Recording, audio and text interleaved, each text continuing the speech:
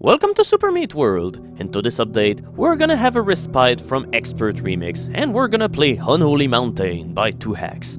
Even though it's on the main page of Super Meat World, we have to go onto the recommended chapters list, and here it is, so we've succeeded on both fronts. The most notable part about Unholy Mountain is that it is the final user-made chapter which is being featured and recommended by Team Meat on Super Meat World. This was the last great chapter to be made for this game. Holy shit, we have auto-scrolling! That's the first into this game. But if you played the Flash prototype of the game, which is Meat Boy, well, you will know that auto-scrolling was not really a new thing in the game, because you will see that a whole lot into this game. And Team Meat wanted this feature into this game as well, but they decided against it in the end because they didn't want the players to think that they will be killed by nothing. So in levels where there will normally be auto-scrolling, instead they just made it so that there will be saw blades moving in toward you or stuff like that. Woohoo! Second crash in 2 updates. We're going on a roll here. As for the chapter itself, as you probably guessed just looking at the first few levels already, this is a really gorgeous looking chapter. The author really nailed well the look of mountains into this one update, with all of the parallax mountains which are into the background, the little foliage as well, and all of the little background touches just in order to make the place look even more neat. But one of the big minuses that this chapter has is the difficulty, because, well, notice how come we're at level 5 and this is the first time that I have died in the entire chapter.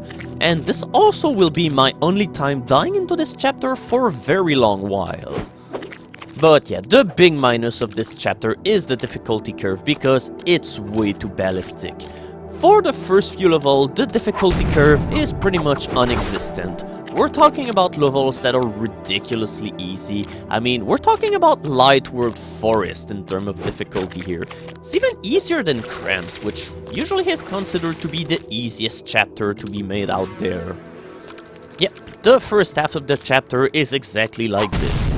But whenever we'll reach the second half, things will heat up into the difficulty department. Things will get a lot nastier. I mean, it won't be a terribly hard chapter, but instead we'll be talking more about Light World, Hell, or Rapture in terms of difficulty.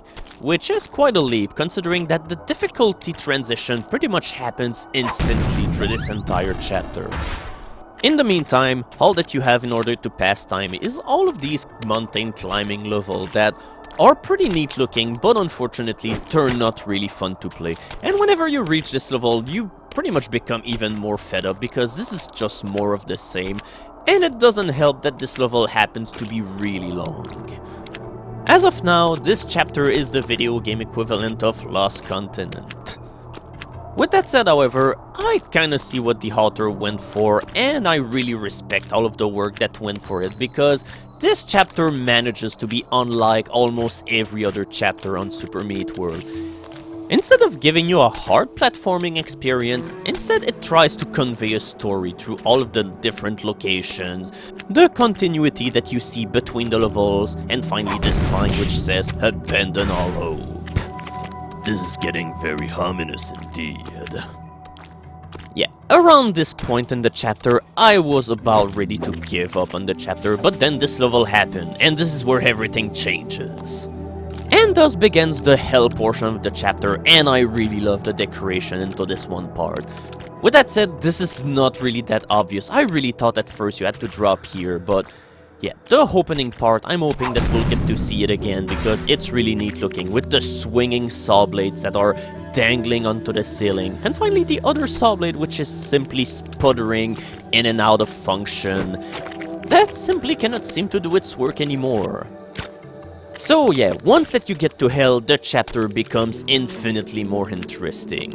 It took quite some time, but the levels that we're gonna face right now will be a breath of fresh air, because things will get a whole lot more involving. Don't get me wrong, the first few levels are really great looking, but unfortunately, eventually it's just more of the same and you're just ready for a change, but here it is. With that said, I'm not a huge fan of the dropping portion of the level, because you have to randomly guess where the platform is, but thankfully it's really easy to figure out. You don't have to move in order to get on the platform. So yeah, this is the one part of the chapter where the difficulty level just suddenly decides that, oh hey, it's not Light World Forest anymore, so you're gonna start dying into this one level.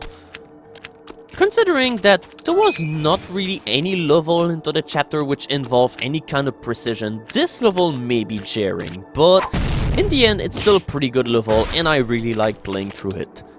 It's a simple level, but it's really well made and it's challenging enough. Yeah, this game didn't want you to see that ever, but here it is, we have fireballs into hell, but the main game never uses hazard, but it was still left available into the level editor for other people to use them if they wanted to. But this is a pretty neat contrast because, well, into the other chapters we have saw blade shooters, but in hell we have fireball shooters. But they can be rather hard to anticipate because they don't make any kind of noise, so I'm not even sure if this obstacle was even fully finished into this game. And given the history of this game having to be rushed in order to meet the required deadlines for the Xbox Live Arcade release, it probably wouldn't be too far off. It's not a hell chapter until you get your requisite rising level. It's always a necessary evil, but yeah, the most challenging part of this level is the crumbling block section. I don't really know why, but it just seems harder than the rest. But then again, the challenge into this one chapter can be pretty sporadic at times. I really love the gimmick of this level with the gate which is slowly unraveling the Hellmo launcher. I mean, you probably wouldn't need the lock gate at all in order to make the level work because it probably will be easy enough to dodge. But by having this menacing obstacle locked behind a slowly opening gate, you just start rushing forward through the level in order to not have to deal with it, and you become more careless and then you end up killing yourself instead of having the maw launcher killing you. We have to be careful because this chapter is starting to use psychology. This is probably my least favorite level of the entire chapter as far as its looks are concerned. The level really plays well and I have nothing against it into this one fashion, but I just feel as if the background into this level clashes against the level itself, making some of the elements rather hard to see well. I don't know, the blocks just tend to mesh in with the background sometimes. And finally, you have your requisite going through the stream of lava, but it's always punctuated by the darker shade into the place where you can go, so all in all, it's really well designed and it's easy to find your way through this chapter for the most part. So after climbing the mountain and going through the depths of hell, we're going into this sort of weird sanctum found inside the sky and the mountain. I'm not really sure where all of this fits into the story, but here we are into the stronghold. The last 4 levels of the chapter play more like the end levels. They're about as long as those normal levels that you'd see into this chapter, and the difficulty is about just on the right mark. These levels are definitely harder than most of the rest of the chapter, but they're still pretty easy when we're comparing it to Super Meat World standards. And just in case you thought that this chapter was out of tricks, well, it pulls off an incredible one on you. We have moving rocks! Well, these are moving platforms and basically there are rocks stapled in front of them, but still, that looks really neat. In fact, I really like all of the moving stuff which is going upwards like that. It really gives a surrealistic feel to the level. With that said, you'll probably have to die once in order to figure out that you can only stand on the grey solid rocks. But once you've got this detail sorted out, you're free to go through this entire level. And with that said, this level has slightly more reflective pacing. This is definitely not a fast-paced level, because you have to constantly pause in order to figure out on which platforms you have to stand in order to do your jumps. And this always takes some time getting used to. So yeah, we're 50 seconds in and we're not even close to the end of this level. Okay, we're halfway done, but still, this is a behemoth of a level. It takes a long time getting through most of the final levels into the chapter. There's no art parts or anything, but still, these are pretty much an endurance round. But when you're making levels that are that long, that's pretty much the kind of difficulty that you should strive for, because if you fuck up at this point of the level, you'll hate having to replay through such a long level again. You notice all of the inverted crosses.